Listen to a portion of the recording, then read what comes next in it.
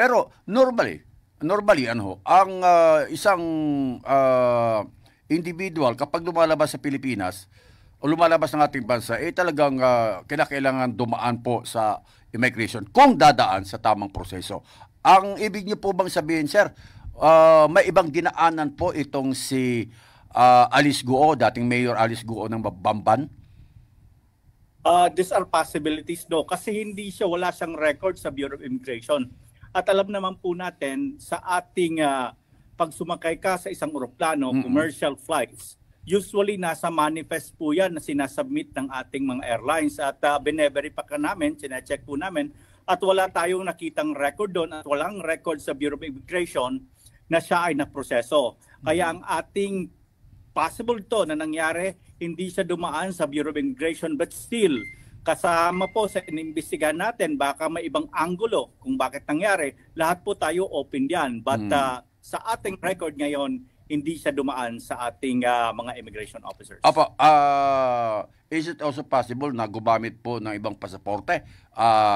O kaya, pati ba yung Guoping, isa ito sa mga minaman ninyo, Sir Melvin?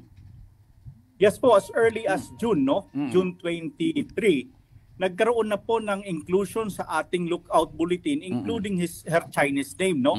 Kaya nga po, that very same day ng June 23, may nag-attempt na kasama doon sa lookout bulletin sa Davao. Private plane po yon at nasakuti po ng Bureau of Immigration. Ibig sabihin po, yung pangalan na yan ay nasa ating system. At kung titingnan natin logically, no, kung ikaw ay nasa alert, hindi ka mag-a-attempt dumaan doon sa immigration dahil automatic po, system po ang magbe-verify. Correct. Hindi po yung tao. Once winay po yung passport, automatic pong lalabas yan sa ating system. Kaya nakikita natin possibilities, siya po ay nag-backdoor o di kaya siya ay gumamit po ng private plane na hindi nag-inform sa ating Bureau of Immigration kasi mayroon po yung Customs, Immigration and Quarantine na nag-check at yan po ay nagsasubmit doon sa ating kaap.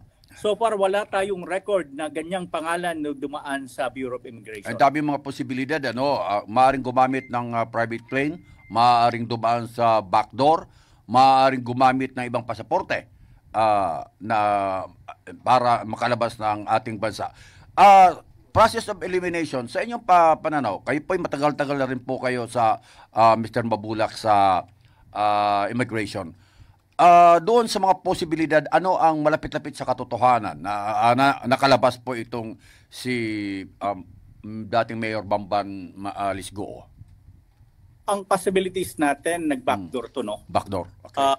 That is the karamihan talaga na nangyayari considering doon sa ating southern part ng Pilipinas, sa Mindanao, malapit-lapit na po yan sa Indonesia at sa Malaysia.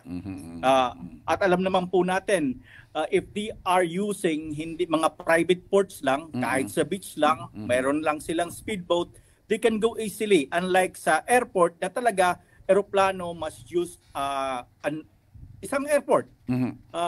However, they can use private plane pero hindi sa mga international airport.